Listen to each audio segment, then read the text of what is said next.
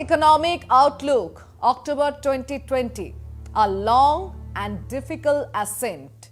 তে বলা হচ্ছে এশিয়ান সাবকন্টিনেন্টে বাংলাদেশের অর্থনীতির বৃদ্ধি দেখার মতো। এই বছরের শেষে তাদের দেশের মানুষের মাথাপিছু আয় আমাদের চেয়েও বেশি হয়ে যাবে। ডলারের হিসাবে এই মুহূর্তে আমাদের মাথাপিছু আয় ১,৮৮৮, বাংলাদেশের ১,৮৮৬.৫। বছরের শেষে তারা আমাদের থেকে কম করে ১২ থেকে ১৪ ডলার এগিয়ে থাকবে। স্বাভাবিক।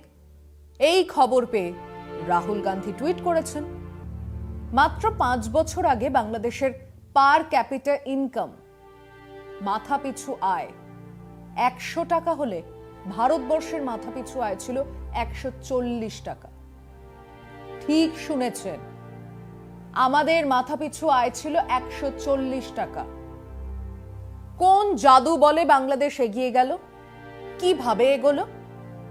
ভারতবর্ষের প্রতিবেশীদের মধ্যে চীনের মাথাপিছু আয় তো বেশি ছিলই, এবার বাংলাদেশও আমাদের ছাড়িয়ে বেরিয়ে যাবে। হ্যাঁ, একটা কথায় খুশি হবেই আরএসএস বিজেপি। পাকিস্তান কিন্তু আমাদের থেকে পিছিয়ে এখনো। হ্যাঁ, অনেকটাই এখনো পিছিয়ে। ভক্তরা কাঁসর ঘন্টা বাজান, হাততালি দিন। এবার সম্বিত পাত্র আছেন, অর্ণব গোস্বামী আছেন, মাঠে নেমে পড়েছেন। ওসব পার ক্যাপিটা ইনকাম, জিডিপি কিছুই নয়, আসলে মোদি হ্যাঁ তো মুমকিন হ্যাঁ। দেশে খাবার না থাকলেও চলবে, দেশের মোদি তো আছে। মন কি বাত বলে যাবেন, জিডিপি পার ক্যাপিটা ইনকামের কথা বেদে লেখা নেই। আর ইন্টার পলিটিক্যাল সায়েন্সও পড়ানো হয় না। অতএব মন কি বাতেই পেট ভরিয়ে নিতে হবে। আচ্ছা, কেবল পার ক্যাপিটা ইনকাম? আসুন হিউম্যান ডেভেলপমেন্টের আরো কিছু বিষয় নিয়ে একটু তুলনামূলক আলোচনা করা যাক। তাহলে বুঝতে পারবেন শেখ হাসিনা ও দেশে মন কি বাত না বলেও দেশকে কিভাবে এক অন্য পর্যায়ে নিয়ে যাচ্ছে। আর সব তো ছেড়েই দিন, অনূর্ধ্ব-১৯ বাংলাদেশে হারিয়ে দিল ভারতবর্ষকে। ভাবা যায়? ঢাকা গেলে শামীম ভাইকে বলতাম, আরে দূর, এই যে ভাঙা মিগটা রেখে দিয়েছেন সেটা চালাবেন কি করে? চালালেই তো আপনাদের সীমানা পার করে যাবে। এখন সেই ছোট্ট বাংলাদেশ মাত্র ৭১-এ জন্মের পর থেকে রাজনৈতিক উথাল পাথাল, মুজিব হত্যা, সামরিক শাসন পার করে ২০২০-তে ভারতবর্ষের থেকে মাথাপিছু রোজগারে এগিয়ে যাচ্ছে। এ কি কম কথা?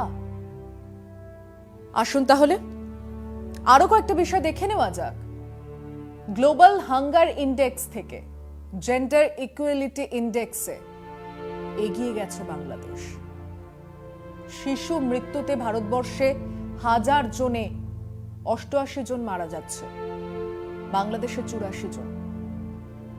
এবারে আসুন এটাও দেখি মানুষের গড় আয়ুর দিক থেকে কারা এগিয়ে।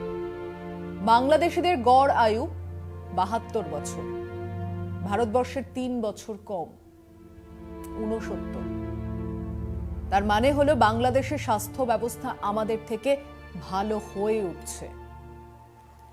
আর কিছুদিন পরে কলকাতায় আমাদের সুপার স্পেশালিটি হাসপাতাল, যা নাকি বাংলাদেশের ভরসায় বসে থাকে, সেগুলোর গণেশ উল্টোবে। ২০০৯ থেকে প্রত্যেক ৩টে গ্রামে একটা করে কমিউনিটি হেলথ সেন্টার তৈরি হয়েছে এবং সেগুলো কাজ করছে। বাংলাদেশে ইউথ লিটারেসি বাড়ছে আমাদের থেকে। ওখানে মহিলারা পুরুষদের চেয়ে বেশি উচ্চশিক্ষায় যাচ্ছে। আমাদের দেশে মহিলাদের সংখ্যা কম। প্রথম নামের এক সংগঠন প্রাইমারি স্কুলে এক সমীক্ষা চালিয়েছিল। তাতে দেখা যাচ্ছে বাংলাদেশের ছাত্ররা ভারতবর্ষের ছাত্রদের চেয়ে সাবলীলভাবে রিডিং পড়তে পারছে। বাংলাদেশের সরকার প্রাইমারি স্কুলে, সরকারি বা বেসরকারি বা মাদ্রাসাতে বিনামূল্যে বই দিচ্ছে, যা আমাদের দেশে কেবল সরকারি স্কুলেই দেওয়া হয়। শিক্ষা আর স্বাস্থ্যে বাংলাদেশের সরকার ভারতবর্ষের চেয়ে বেশি খরচ করছে। বাংলাদেশের শিশুদের 100 জনের মধ্যে 33 জন ম্যালনিউট্রিশনে ভোগে, যেখানে আমাদের দেশে 36 জন ম্যালনিউট্রিশনের শিকার। বাংলাদেশেও আমাদের দেশের মতো পোষণ অভিযান শুরু হয়েছে।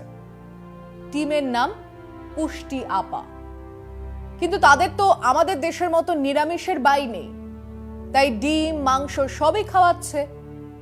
আমাদের এখানে শাকসবজি, আর বলাই বাহুল্য যে সে তালিকায় দুধ, ঘি, পনির নেই। বাংলাদেশের 98% ঘরে টয়লেট আছে, আমাদের 97%। ওদের 80% স্কুলে টয়লেট আছে, আমাদের 73%। মানে স্বাস্থ্য সচেতনতাতেও ওরা এগিয়ে। শ্রমের যোগানে ভারতবর্ষের তুলনায় বাংলাদেশের মেয়েরা অনেক এগিয়ে। চা বাগানে, গার্মেন্ট ফ্যাক্টরিতে মহিলাদের সংখ্যা অনেক বেড়েছে।